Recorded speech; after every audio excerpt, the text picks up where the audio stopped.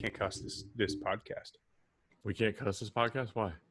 Because Hal's gonna watch with his kids, and he just gets really upset when I say like fart, shoot, darn, stuff like that.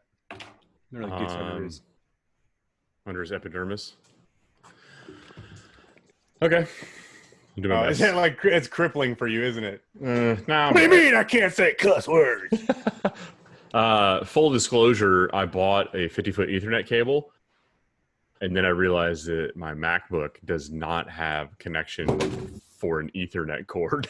So, good luck, everybody. I go now. So, I got to buy an adapter, which I will have for next week. But here we go. Going live on Facebook. I just got that waffle done. Who won the spots? Not you. Number 25 did, though. Shut up. Really? No. I'm so pissed. I can't, dude. If you win the main, I swear to God, I'll lose my mind. I can't do it. All right. Oh, man. Okay, sharing a page you manage, not my personal page this time. Nice push. Yeah, I feel good, dude. I'm feeling real good. On the whole, Preparation H feels really good. I could use some of that right about now. Do you think Rockstar will pay us if we just sit like this the whole time?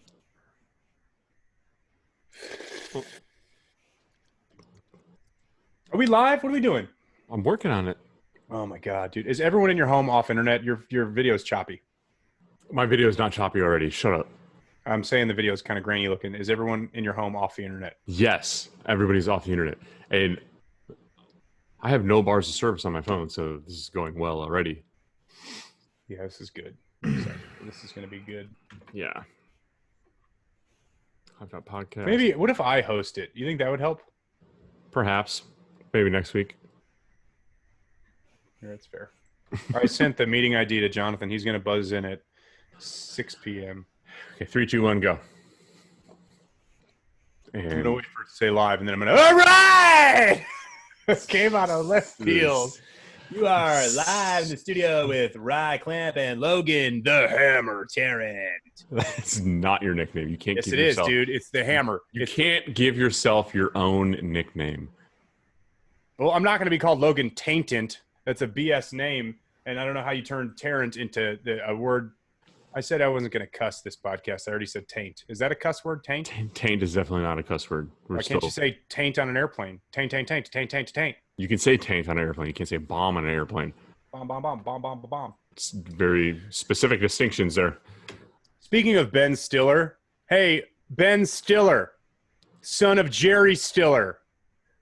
Your dad and my grandpa hung out back in the day at the Erie Playhouse in Pennsylvania. So in the off chance that you're one of the 6 people that listen to our podcast, you kind of owe me somehow. So pony up, Ben. The Erie Playhouse sounds like a place that is eerie in here. It's just eerie. Ooh, eerie. Ooh. I don't like it. It makes me feel uncomfortable. It's a breeding ground for molestation. Oh, okay. All right. We're going to go there that early in the podcast. Cool. Good to know. Yeah. Good to know where we stand, Bert. Hey, all right. We're not cussing, okay? But that doesn't mean... Never mind. We can't talk... Never mind. How was your Labor Day? It was good. I don't care about that, though. What I'm going to talk to you about Was it laborious? What I'm really upset about over Labor Day. What is this? I don't want this. Change it back. So this weekend, everybody that's joining us now, we can kind of get into the podcast itself and what we're going to be talking about. And we were laboring ourselves over what should we speak on Labor Day. Get it? We were trying to figure out what we were going to talk about today. And then I remembered it hit me like a ton of bricks from a 10th floor window. Here's the deal. I don't care about drifting. Let me edit that statement. I didn't care about drifting very much prior to coming back to Dynasty. It's just not my cup of tea. I've never been to an event. I've never followed it closely, so I'm just ignorant to it. And I have no bias in terms of what's good, what's bad in terms of drifting. However, Dynasty, we work with a kid named Jonathan Hurst, and Jonathan Hurst has been in the drift community for like a decade now. He is very talented, and I will say that while he's not on the air with us. He is very talented. There's a video on our YouTube of him taking me for a ride in his G37 last season. Terrifying ride. He's terrifying to ride with. Anyway, long story kind of shortened and condensed. This past weekend was Formula Drift St. Louis. And the deal with Formula Drift this year is they basically, Corona screwed everything as it has. And their whole schedule has had to shift and move and change and all this junk. I don't see that we're live on Facebook. Are you sure we're on our Facebook live right now, Rye? Yes, 100%. Okay. No, okay, I get it now. I see it now. So you hear There it is. I heard it. I heard it. That's good. That's you. me. That's I you heard on it. that's you through my phone. It's like Inception. That's crazy, dude. That's insane. I feel really good about this. So the like I was saying, the entire season this year has gotten jacked up as a result of oh my god, I got my phone going crazy now. Whole season gets jacked. Yeah. They move all the events. St. Louis is the first leg of Formula Drift. Hurst is a Formula Drift Pro 2 racer. There's Pro 1, which is like the big, like Ryan Turk and Forsberg and all these big names. And Hurst is in Pro 2, which is like the baby step to get into Pro 1. Or like, I don't want to call them amateurs, but like you can run all these local circuits and then you go Pro 2 and then Pro 1 is the ultimate goal. So last year I was not working at Dynasty, but I kept hearing grumblings about how Hurst was kind of getting overlooked, or they weren't giving him any attention, or they weren't giving him a spotlight, even though the kid's a rowdy driver. And it's a very kind of political landscape when it comes to drifting. And I just kind of called BS, not called BS, but I just didn't pay any attention to it because I didn't have to care. Yeah. It just doesn't matter to me. Like I'm not into that sport and it wasn't a big part of my day to day. BTR sponsored him, but I didn't work closely enough with him as I should have and follow his season, admittedly. And I'm back at Dynasty now and we tune Jonathan's car and we also tune Human's car. They have a team together now. And the setup is a Mike Lau. Shout out, Mike. What's up? Mike Lau Racing Engines 5.3, a Garrett single GT40 something or other. I don't know Garrett numbers. They're like 12 digits. I can't figure it out. Yeah, it's a big turbo. Like a 76 or something, whatever. And Tremec T56 Magnum, Haltech ECU on board. Car makes, it can make 1,000 horsepower. I think drift mode, it's 850 to 950, somewhere in that range. Anyway, Hurst goes out, and it is him and Human's first leg. And I watch Hurst throw down some, again, I'm a novice, but throw down some insane lead laps. And the way drift works is you lead, and then the follow driver has to follow your line and stay close to you and suck up to you as you're going into the banks. And I am a novice when it comes to this. Yeah, and it's about like the line clipping points. Like they set up cones. How close can you get to the clipping point? How close can you stay to the lead car? Yep. It's all very subjective, but it's yeah. So Hurst is going to be joining us at 6 p.m. And he can probably discuss that unless he doesn't know and he's just out there winging it, which would be hilarious. Oh man, I have no idea. I was supposed to get close to that cone. Wait, I do good? I do good. Clipping point. I just grew up on a dirt road, man, throwing gravel everywhere. The sad thing is, like, that's not that far off. Like he's just a southern good old boy from Paducah, Kentucky. But he's just a nimble guy. For his size, he can skate. Kalis actually sent him up to go to the barracks to skate, and he's just whatever, extreme sports kind of guy. But Hurst goes out and he throws down this kid. It's top 32, then top 16, then top 8, then final 4, and then it's Hurst versus Josh Love for the win to take first place Formula Drift St. Louis. This is the farthest he's ever gotten in competition. The best he's ever placed is third. He is going out to race and to compete for first place. And I'm going to try to be political about this because I don't want Formula Drift to like come down on Hurst for this. But he throws down a lead lap, and one of the announcers just kind of digs into Hurst like, oh, I can't believe he took that so shallow, and he just beat himself and blah, blah, blah. Like, just digs into his ass on this lead lap. And I'm like, okay, cool. It looked to me like Josh Love drove into the side of him right before the finish line. Replay showed it was after the finish line. This Josh Love dude can throw down too. He is a hell of a driver. So then we have Hurst's follow lap. Well, the sun was right in their faces on that last clipping point, that last turn. And Love kind of took what I saw was the same line that Hurst took. And not a word about that from the announcers.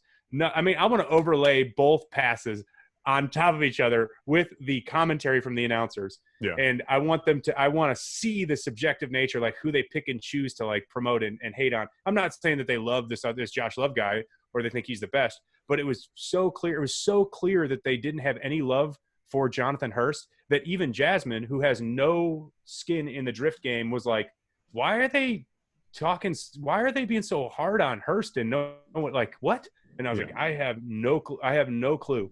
And I don't care either way. I'm not trying to stir the pot like crazy, but I just thought it was like this is why I stopped watching NFL. I will rip the TV off the wall and smash it into a million pieces. So what happened here is the first run was too close to call. 2 of the 3 judges called for OMT, which is one more time. And then they have to go back to back again.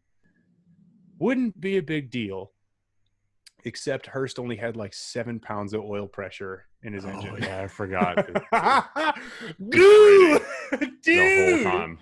Oh my God.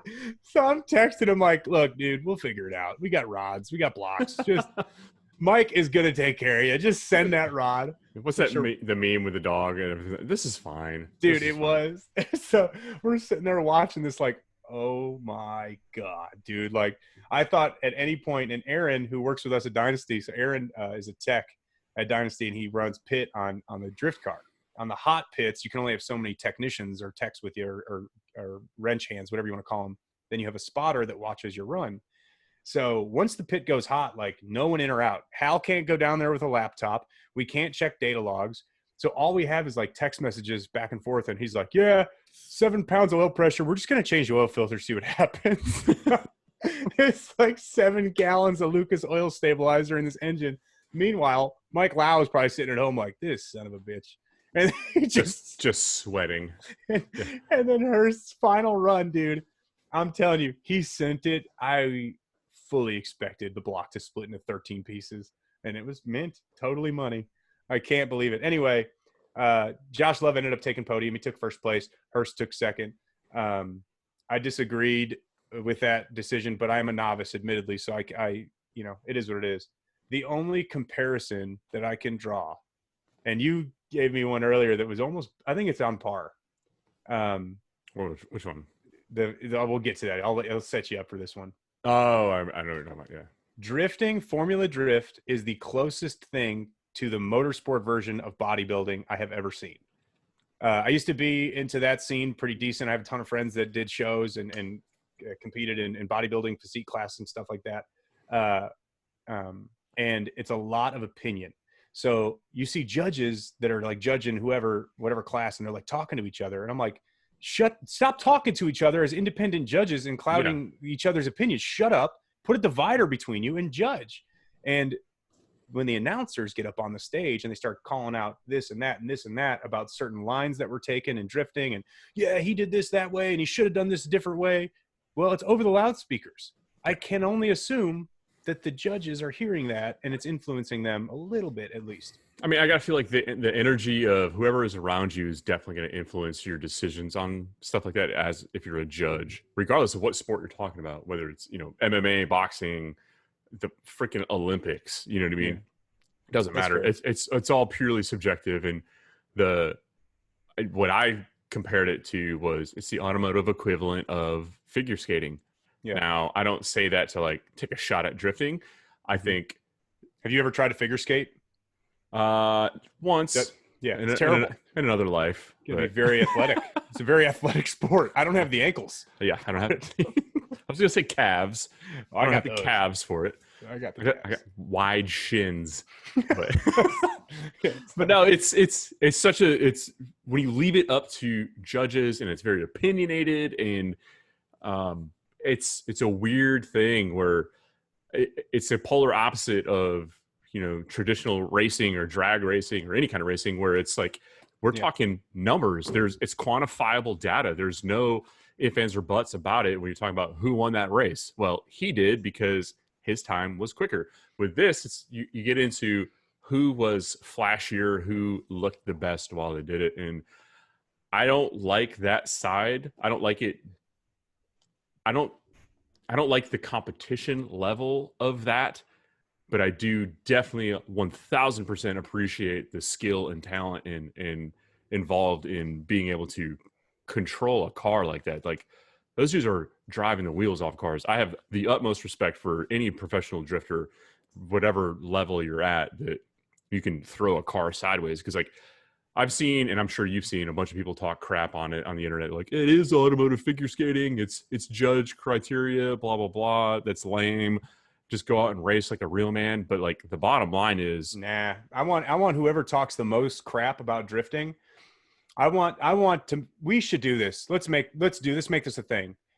I want to find whoever thinks drifting's junk and stupid and pointless, and I want to strap them in a car with Hurst, and I want them to have a GoPro on their face, and I want them to honestly tell me after that first run that they don't think it's cool, or they don't enjoy it, or they don't think it takes skill. absolutely. If you've ever done donuts in a car and had a smile on your face, you're a fan of drifting. Oh yeah. Period. I frown during those events because it's illegal. This is not fun. Breaking the law. Man, it's a waste of tires. I don't like it. I don't like it at all. My name's Karen. Someone's gonna be steaming mad when they see all these marks in the parking lot of my high school. Kenny Harper said drifting is stupid. Kenny, can you tell me the last motorsports event you competed in other than jack stand racing? Yeah, say something. But please keep entering my raffle, though. I love you. So don't put me in a car. It's a fully legal raffle, by the way. I love Kenny. He's a good dude. Kenny's a good customer of ours at Dynasty, so I really hope he doesn't take that seriously because I do love him very much. No, I just don't think there's a perfect way to judge the criteria based upon drifting. I think it's going to get to the point where like monster trucks. That's what it's going to turn into. Is basically it's going to turn into a road show where I love monster trucks, but if you look at what Monster Jam is now, it's like the WWE of the automotive world, where Monster Jam, if you guys don't know this, Monster Jam owns all the monster trucks. That's why the drivers go out there and tear stuff up. I forgot what I'm supposed to cuss. Sorry, Hal. If Hal's watching, I'm very sorry. They go out there and they tear stuff up with zero regard for their own equipment because they don't own it. It's not theirs. They're just on a tour. Somebody hands them the keys to the truck and they go out there and have fun and put on a show for the fans. And I think that's the way drifting eventually in the future may end up. Well, I'll tell you this much. I completely agree with you in terms of what Monster Jam is now. I've never been to a monster truck show. I think maybe you and I kick back a couple Virgin Daiquiris and check it out. Dude, it's the best. Here's my like 20,000 foot view on drifting and Formula D. Pro 2 guys are some of the hardest workers in the field. Not saying Pro 1's not, but looking at some of these programs, these dudes bust their asses every dime, every minute, like Hurst works a full-time job, like gets up at the crack of dawn, sleeps in a truck all day on the job site, acts like he has a hard job, and then drives home. Like that's tough on him. And I give Hurst so much crap, and like honestly to the point where I give him way too much. Like I know for a fact behind my back he's like, Logan's just a dick and he hates me. And every time I see him I'm like, hey buddy, if I ever had a little brother it would be Jonathan Hurst, because I just want to rip his face off all the time. But he is a very hard worker. They pour every ounce of blood, sweat, tears into these cars, and they don't have the financial backing that some of these Pro 1 guys do. And I've heard rumblings, and he's trying to get in. Yep. Good. All right. Everybody, round of applause for the one, the only Jonathan Hurst. There he is. Look at that guy. There he goes. Hey, Jonathan. Oh, man, we got no volume, right? Hit him with the volume. Turn your mic on, Hurst. That's on mic him. on. You'll find it. He's connecting. Here he goes. I got it now. There he goes. There's our guy. All right. Mr. Jonathan, I was just telling people how much you love me and respect me and how we have a very calm relationship. Absolutely. There it is. Best He's friend. a practiced liar. So I was just going off on a tangent about how I felt about some of the commentating at Formula D and kind of what your role is in Pro 2 and kind of where you've been and where you're going. So you have worked with Dynasty for quite a while. That's where I met you. and this season you are racing Pro 2. What is, first of all, what's the next leg? Where are you guys going next to race? Seattle. Well, I'll be at LS Fest this weekend, and then in a week after that, we'll be going to Seattle, so Washington, to Evergreen Speedway. That'll be round 2. Now, LS Fest is competition-based, or is it like Streetcar Takeover where it's just exhibition? No, LS Fest is actually competition-based as well. Really? Okay. So they run a top 16 competition on Saturday. There's qualifying during the middle of the day, and then there's a competition at night on Saturday. Now, let's roll this back a bit. You thrashed your Mike Lau engine all last season. You put it through hell, and then you texted me and you were like, hey, I got like 7 pounds of oil pressure in this thing. Yeah. So that engine's now out, and tell me about what's going in. Well, right now we got a Gen 4 aluminum block 5.3 that Mike already was building, so he was able to just get that to us real quick and so we could get back, going. He's going to take the old engine that I had, fix it, go through it. We'll have a spare then. But also at the same time, now we're not really running as much power. Before he built the iron block and did a fill on the iron block and stuff, so I was losing some cooling capacity as well. But we were only doing that because I was running 1100 wheel horsepower for like Texas 2K and was doing really long interstate pulls. So that obviously puts a really big, it's a really big problem with the strength of the block at that point. But for drifting right now, we're only using about 900 wheel, 800 most of the time, but we have it tuned so where we can use 900 wheel. So in theory, we don't really need the iron block, and it'll also save us about 100 pounds and also give us a bunch of cooling, or a lot more cooling. So it might actually work better. So if that's the case, then I'll probably end up getting rid of the iron block one and then build another aluminum block. Cool. Well, I know the half fill stuff is hard on everything for streetcar status alone, let alone a drift car in your capacity. I think we weighed them back to back. They're 120 pounds lighter for aluminum versus iron. So getting that really, I thought it was nuts. No, I thought it was like 80 pounds difference. That's insane. No, it was like 105 or 110, and then with a half fill, it's probably a 10 or 10 pound. I mean, I don't know exact weight, but Jesus. Yeah, Kenny Dangler did a drop down, and I stole the images and posted them on Brian Tooley's Facebook like they were our own. It's very fun. So when it comes, let's wind it back a little bit more. You started drifting and just grassroots style, local events, stuff like that, correct?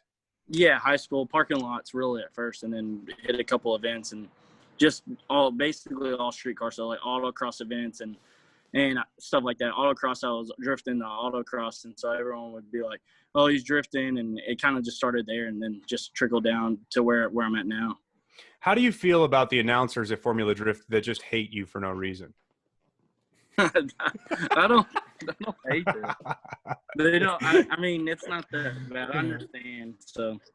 Yeah. Okay. Cool. That's a very political way to say that you're very upset about it. But I appreciate you being. He's lucky his internet's messing up right now. He's lucky his internet's messing up right now.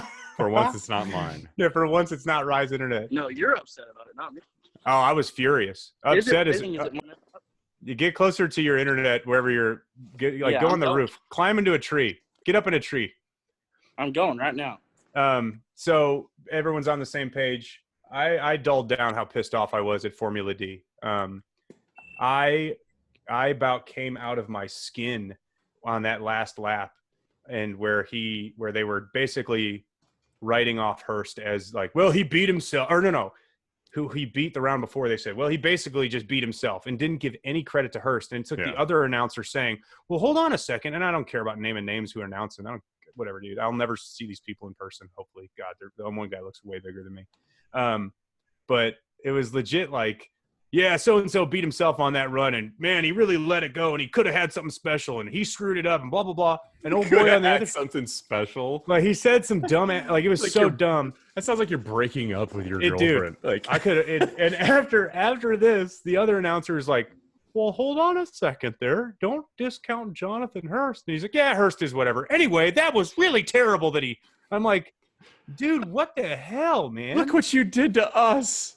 Like, come on. We lost Hurst on live feed. I want to see what's going on. Oh, there he is. He's back. There he is. All right, I blame Logan. That's fine. I'll take the blame. But when that it was either you, Josh Love in the finals. Who did you race against before Love? Austin Matta.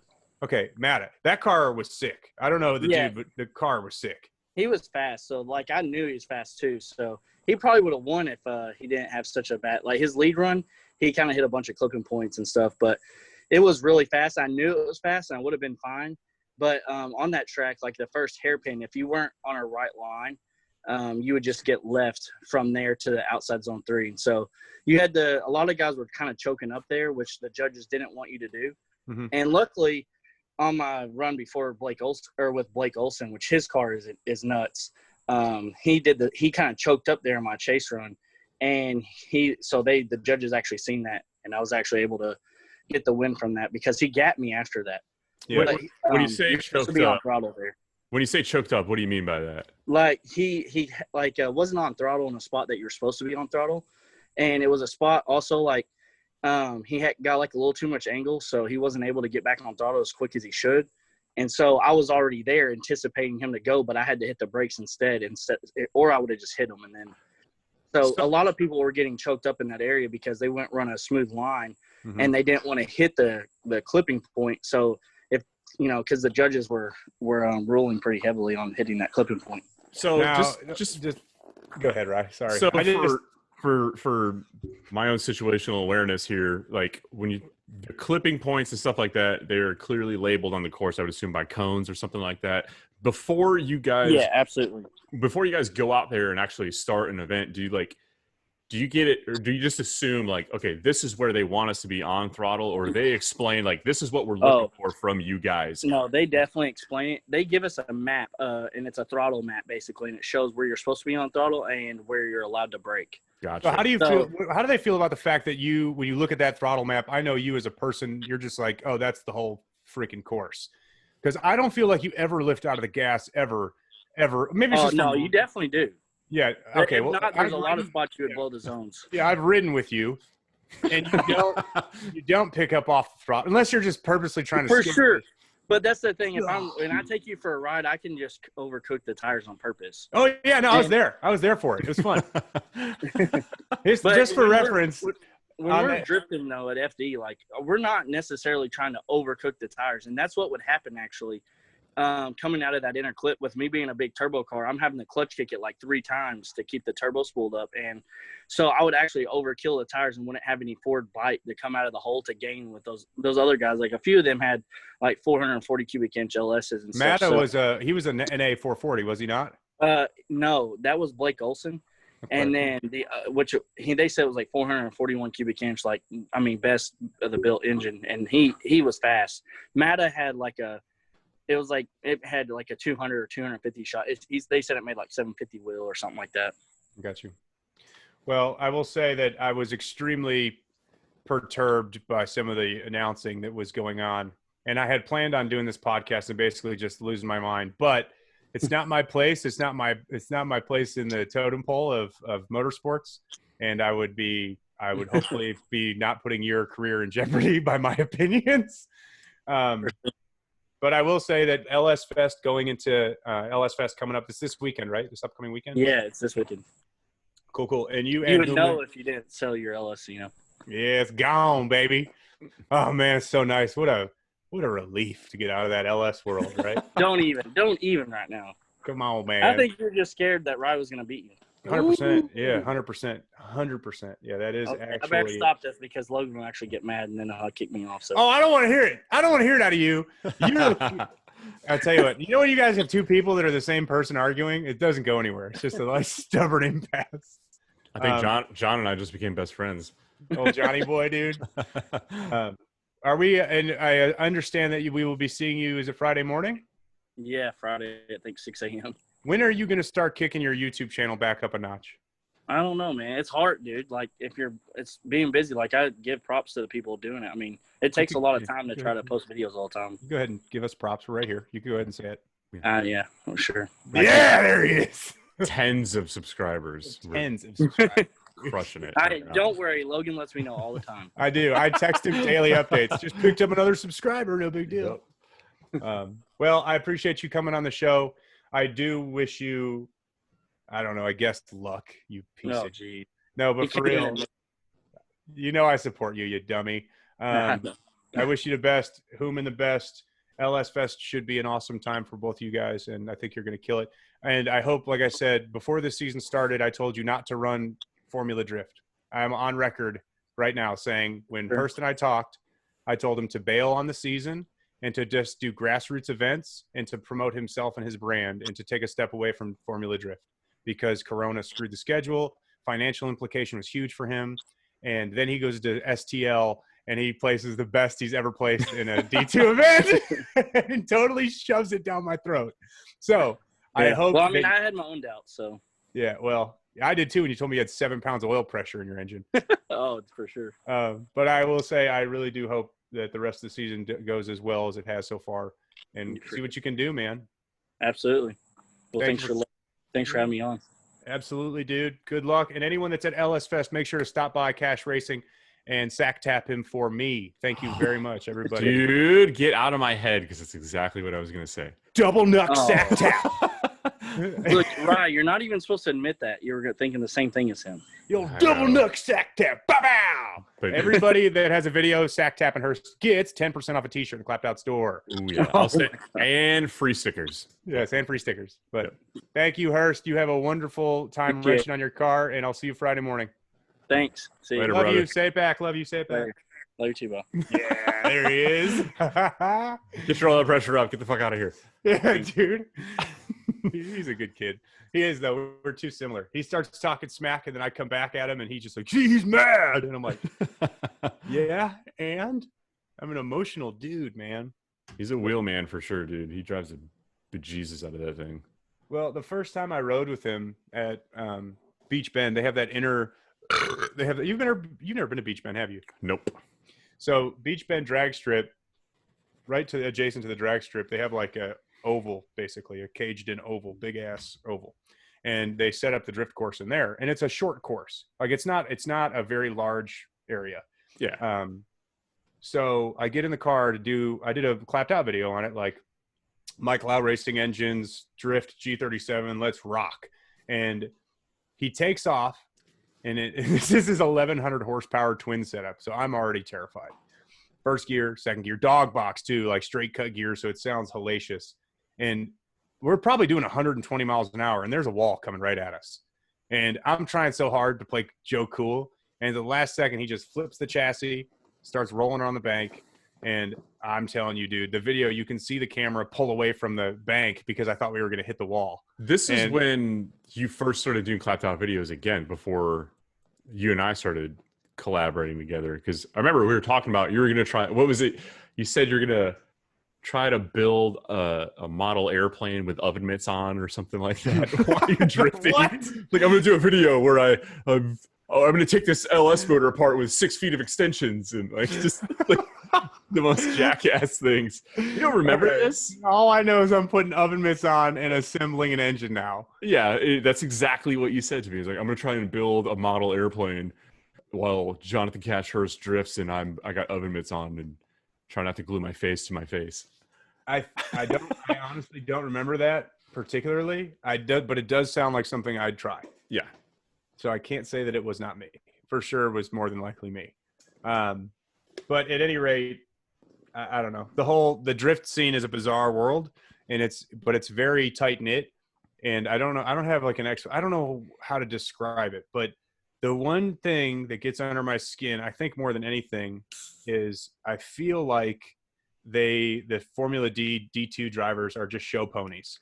So they have to pay to be a part of this. They have to pay to go to the events. They have to pay for all this travel. They pay, spend all this money. And then Formula Drift just kind of, promotes them, but makes a killing on ticket sales because they're bringing people. I mean, they're bringing crowds. So is D1 obviously is bringing way more people. I guess it's like NCAA. You're paying your dues to get to the pros. I'm not saying this to take anything away from any of them, but I think in the eyes of Formula Drift, like the D2 category is like the bracket racing equivalent of the drag racing world, where it's a time filler for a lot. It's minor leagues before getting called up to the majors. Yeah, but they have to. You can't wear out the cars of the D1, the full pro guys, and maybe they don't even. I don't know how big the field is of D1, but it's insane. Dude, they got to it's have, insane. you're making it a multi-day event. You have to have a way to fill that time. So why not throw some of the guys that are trying to get into the D1, like, hey, let's give them a stage or a platform for them to showcase their skill set. And I guess that's the grind and the hustle that you got to go through to get to the pros, if you will. That's fair. That is fair. And in all honesty, I could sit here and judge from afar, but I'm not a part of that. Like I said, I am the first to admit ignorance, and I am ignorant to that scene. I'm ignorant to what really goes into making a drift program work on a broad scale. I have seen what guys like Hurst have to put into it, and it's part of the reason I parted the RX-7 drivetrain out was because I know I don't have the time to dedicate to a race program that setup can support. I remember last year, I think it was last year, where Jonathan made like a week-long post and he like laid it out and made it public, like how much money he was spending to go to an event. And I don't recall exactly where it was, but it was like, this is how much I spent on fuel, this is how much I spent on food, hotel, tires, and just to participate in the event. And one weekend you're talking thousands of dollars just to the go. whole time he was posting that, I was texting him, Oh, boo, I spent money having fun. I had to spend money doing extracurricular activities that are fun for me. No. Oh, and he did not like that. My vacation cost me money. My vacation with all the Drifty Boys cost me money. I'm just kidding, Hurst. Please don't hate me. But he was like, all right, this is exactly how I read that post, all of them.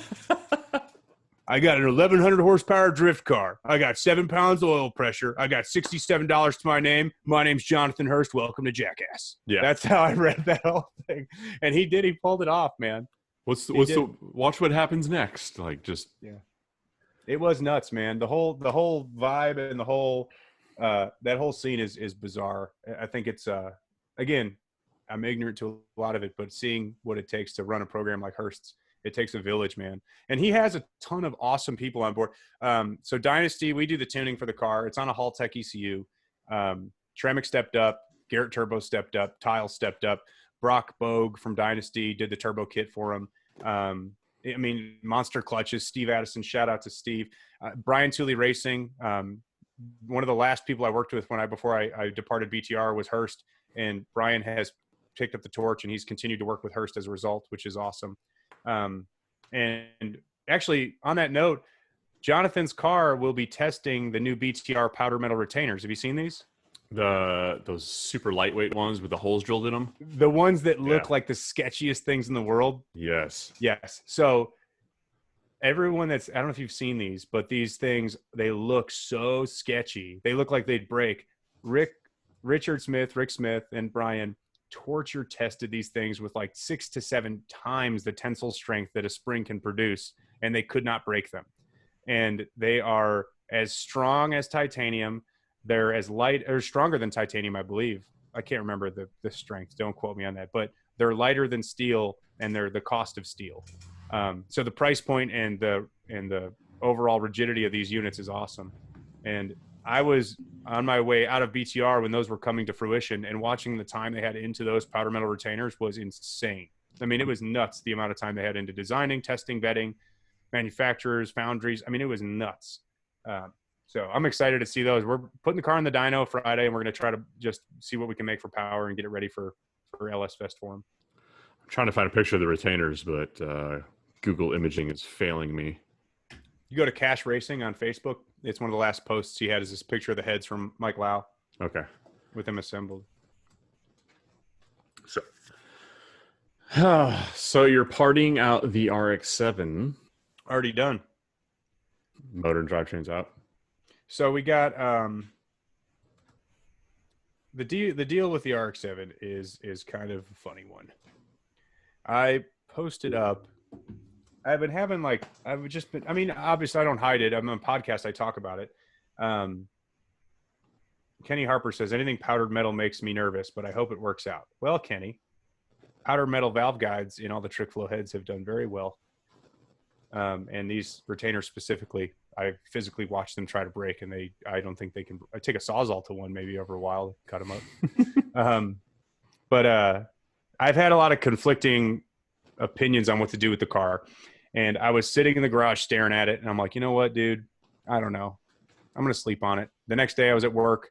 On lunch, I posted up engine, trans, electronics. I just posted it up. I didn't realize how low I priced it until after I saw a stock block engine going for the same price I sold my dart block engine for, which made me kind of sick to my stomach. I was like, damn it, dude. But I listed the engine, the trans, and the electronic stuff, and I put it up at like 12:30. And at like 12:35 p.m., I had a deposit for everything. And it's going to a very good friend of mine, buddy Tom. And Tom is actually selling. He has a billet Hemi that he's selling right now. He's going to go down to the LS world. From a financial standpoint, the LS world is very affordable comparatively to the billet Hemi world. Yes. So, he asked me if I wanted to trade plus cash for his billet Hemi. I was like, what? Yeah. What am I going to do with this thing? Yeah, I don't know. I couldn't even afford a valve cover on that thing. Yeah. So Tom is currently at sea. I don't know what his exact position is on this boat, but I'm going to call him the captain. He's the captain. I'm the captain now. But either way, that engine combo is sold. It's gone. I'm currently getting rid of the turbo kit stuff. Everyone has asked, like, what's next? What's next? What's next? And I'm here to tell you, I have no idea. You still don't know. You've changed your mind, I think. I know at least twice in the past 2 days. Well, yeah, 100%. Because first it was going to be the blah, blah, blah, and naturally aspirated blah. And then I said that I was going to do the blah, blah, blah. Why is this a secret? Why are we keeping it a secret? Yeah, I don't know. It's kind of fun for me because I've had so many people tell me I'm putting a 2J in it. And I'm like, I wouldn't mind a 2J in it. It'd be fun, but that's not what you're doing. I don't. So here's it. No, I wouldn't do a K swap, Kenny. I like torque too much. And I'm not a road racer. You got to keep those things at like 9,000 RPM to have fun.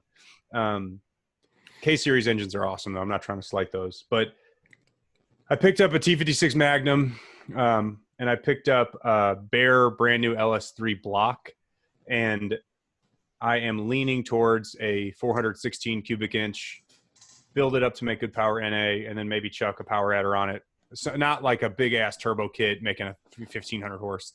I'm talking about like maybe just a very small Magnuson 2650, just a little baby blower that's only good for like 650, 700 horse at the tire.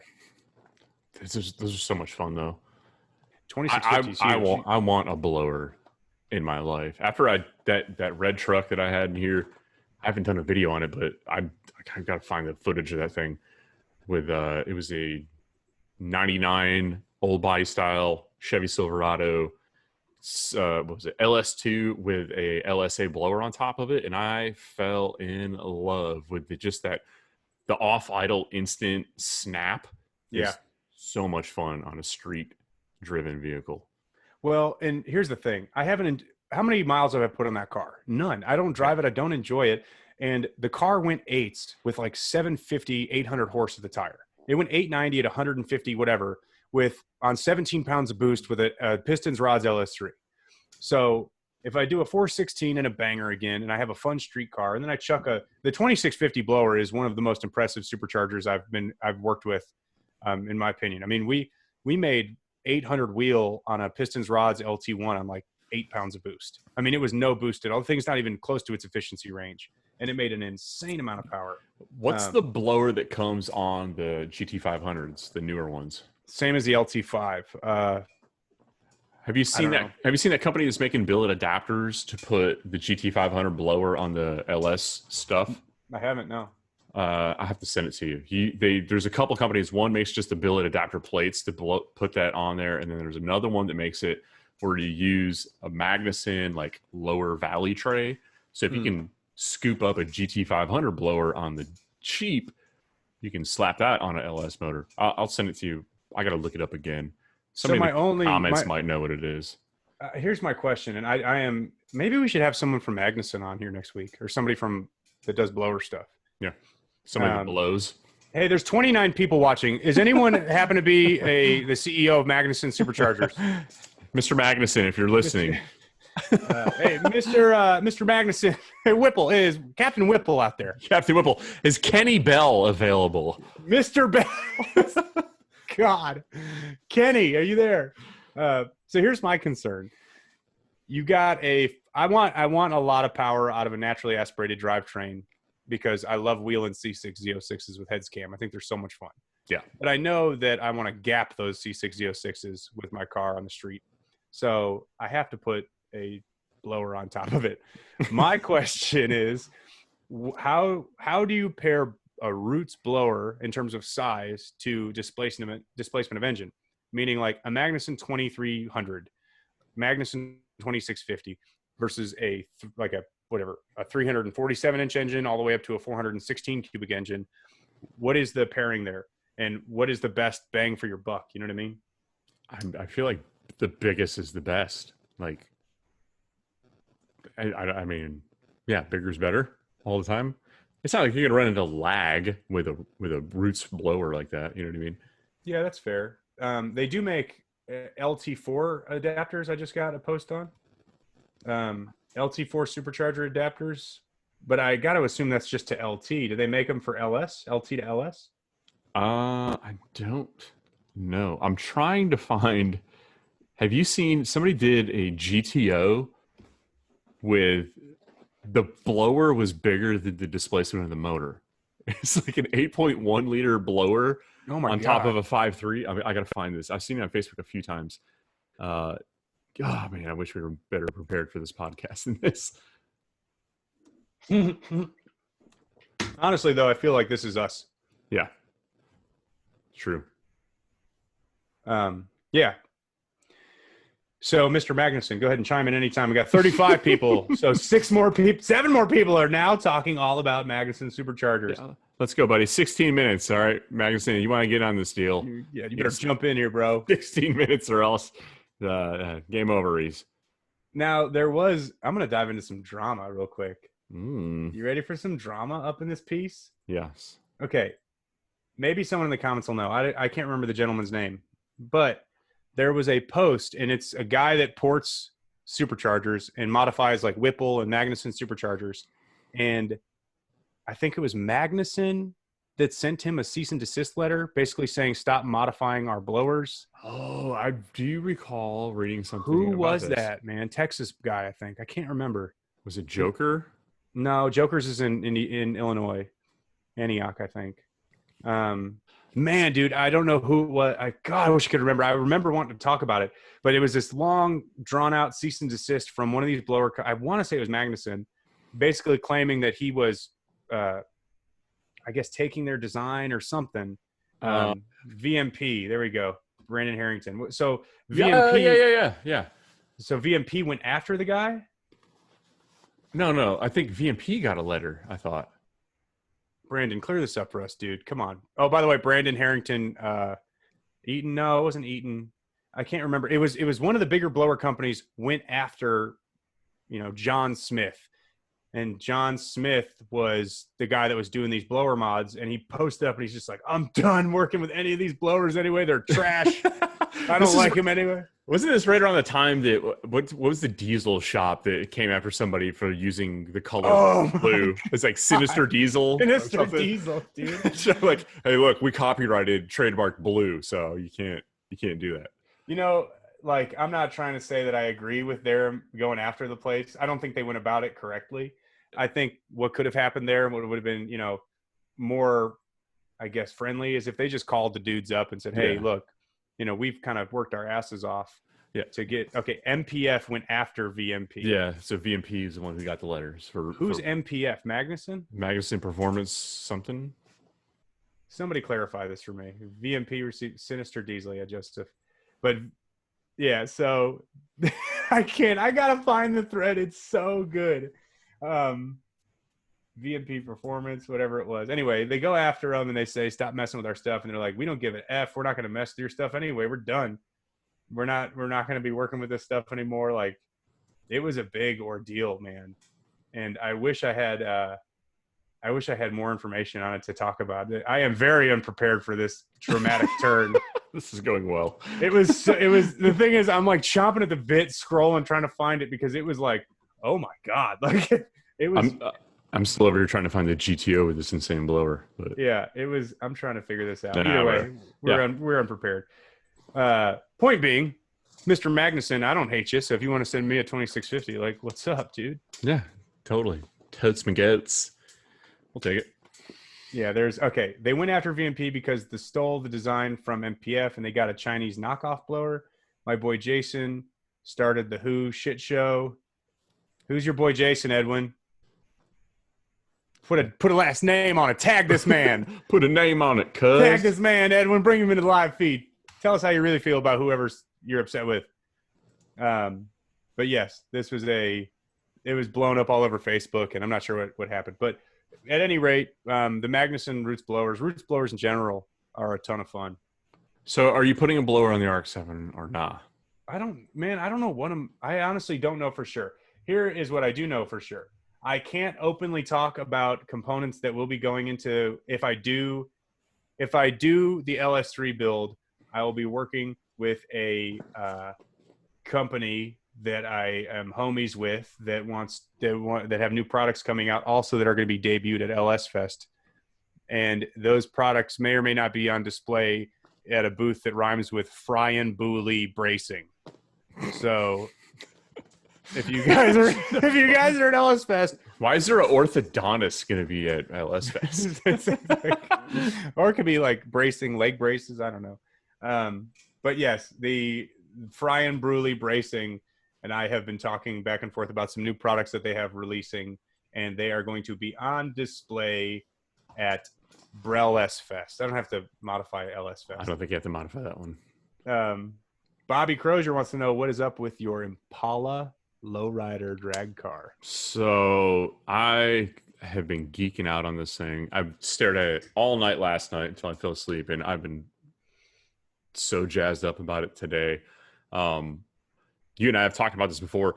I have an insane desire to buy a 1963 Chevrolet Impala two-door. And I had this idea in my head, like tip of the hat to West Coast lowrider culture, where I wanted to run a wire wheel on the front. And I was like, what if somebody would make a 17 by 4.5 inch wire wheel, like a skinny front runner, gold plate it, and then put it on the car. And in my head, I'm like, I know this would look sick. I know it would look amazing. And I hit up, it was a week ago, 2 weeks ago. I think you saw probably somebody, it was circulating on Facebook, a Buick Roadmaster. Yes, the NASCAR, wagon laid out on a NASCAR chassis. So this kid, I say kid, I don't know how old he is. And I'm going to butcher the name of his page. Let me pull it up here on my Instagram. What is it? Abimelech Design. Okay. I hit him up because I've seen these renderings. Kaisel Salim, a bunch of other people do these renderings. You guys have seen these crazy cars where it's like this kind of steampunk or whatever, these renderings that look absolutely incredible. And I hit him up because I don't know. I said, hey, do you guys do this like for customers? Like, are you available for hire? How much does it cost? And I was fully expecting like an insane amount of money. And the price he hit me with was extremely reasonable. And I was like, I will spend that to see my own dream car come to reality in front of me. So I paid him the money. And in a week, this was what was delivered to me. I'm going to go ahead and share this. So this is I said, I want a 1963 Impala, and I want it to be black, like all black. Put a drag wing on it, put 275 radials on the back with bead locks, and make everything freaking gold. And here is what the result was.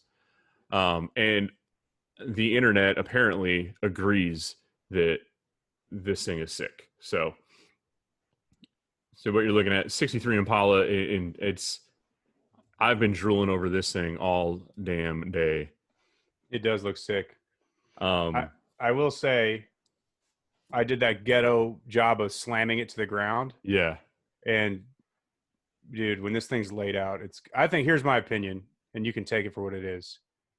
I would put that thing on air, and I'd go 8s on air with that thing. That's kind of what I want to do. And I'm super excited that the internet, if you will, has accepted this thing. But like you and I were talking about, I'm a little apprehensive that now I have put it out there into the ether that somebody's going to beat me to the punch and build it before I can. But 2021, my goal is to make that car become a reality. I think if anyone else builds it, we just fly to their house and beat them to death. Absolutely. You know, we're really a violent group. And on that note, why don't we do this, Rye? Who's got a 63 Impala for sale? I tried to buy you a 64 today. But this is one thing I don't want to compromise on. I don't blame you. I just saw that one and I was like, dude, if they're the same, I was just going to go scoop the thing up and hold it over your head like a terrible friend. I mean, I still love a 64, 62, 63, 64. I love them all. There's a local guy here that has a 62. The 63, I just think the styling is just, it draws me in a little bit more than the other ones. But I'm just trying to figure out where the best place is to find one of these joints. Like they're tough to find without having. There's one literally right up the road for me for $400, but it's so rusty that I feel like it would break in half the second I try to put it on the trailer. What is Estella just dropped a bunch of money signs in the comments, so I'm assuming she said she's going to buy you the Impala. Yeah. She also said you have a $56,000 budget. So yeah, good job, Stella. We totally agree with that. That's nice of you to do. That is why I love my wife. No college funds needed. So tell your kids that you're sorry. But the let me see here. Share this guy again. I want to shout out this dude, Abimelech Design, because if you guys haven't followed him, I'm showing right now on Facebook. So go over there, give this dude a follow. I kind of want to have him on the podcast because I want to know what the process is that he goes through to do all these insane designs, like from the ground up. Because he was just, everything I threw at him, he was like, yeah, no problem. Yeah, no problem. Like, yeah, there's the Buick Roadmaster. Scroll up. The Buick Roadmaster on the NASCAR chassis. This is the one I love right here. 1989 Dodge Daytona Chrysler Imperial. If Lamborghini built them. The kid's got a sick imagination. Like Ram Charger. We talked about the TRX last week. Yep. Bring back the Ram Charger. Dodge Ram trucks. Give us an SUV. And he busted this thing out. The Impala, it took him, I think, a week to do total. Yeah, that's nuts. That's sick right there. The GT40 with the Krager or the Supremes on it. I mean, head over to this dude's page. He's on Instagram. He's on Facebook. And he does some amazing stuff with these renderings. And if you have some sort of idea of a car design in your head and you're not the best graphic artist in the world and you want somebody to execute your vision, totally recommend this dude. Send him a message. It is not nearly as expensive as I thought it was going to be. And now I kind of feel like I want to challenge this guy with more designs and just keep hitting him up and be like, how about this? How about, you know what I mean? Just this is kind of the way you did with like the BTR banners. You know what I mean? Yeah. Just paint a picture and then pay the money and let him have at it and just go ape shit. If I had to point out one part of my, and I use this term very loosely, career in motorsports. That's the highlight. Like, I take a step back and I'm like, damn, I've been doing this for a decade. The fact that you somehow that passed the sniff test. I swear to God. So one of my favorite things is when you throw a bunch of stuff at a wall and it sticks. Mm-hmm. And obviously your project is well thought out. But the BTR banner, having Brian, so I did an unveiling and Brian didn't know what it was going to look like.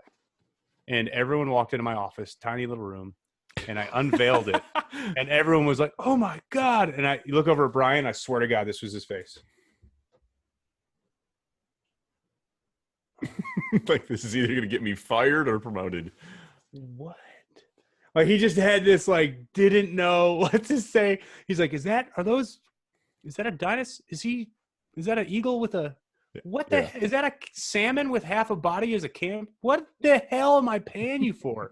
And it was just an amazing experience for me to see his face. What the hell has this got to do with racing?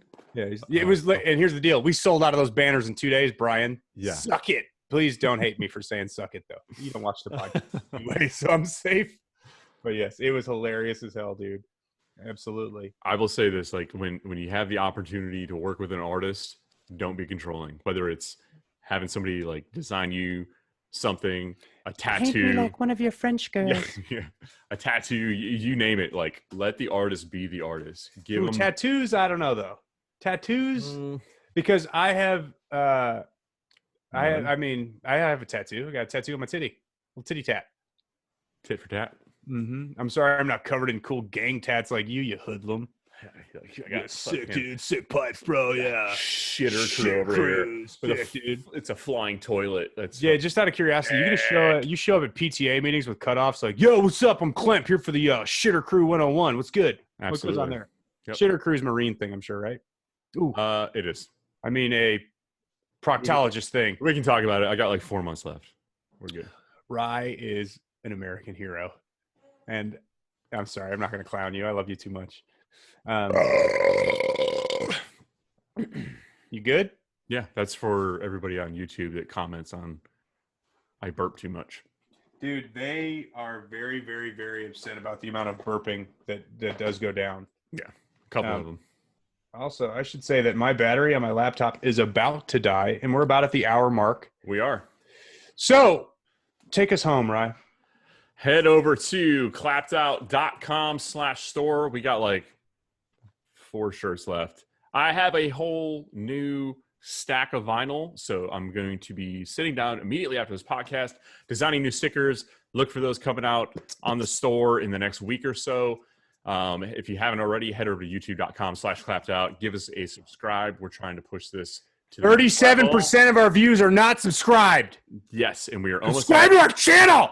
I don't know why you don't. We're almost subscribe. At 85,000 of you follow us on Facebook. But no one gives a crap about the tube on you. Yeah, you guys can't just lift a finger and tap the fucking subscribe button, dude. The sad thing is, if we ever start making any kind of real money on YouTube, we're gonna give so much money away to ourselves that it'll be so worth it for you. If you are one of the original 10,000, we guarantee you when we hit 1 million, we're going to pay you handsomely. Handsomely.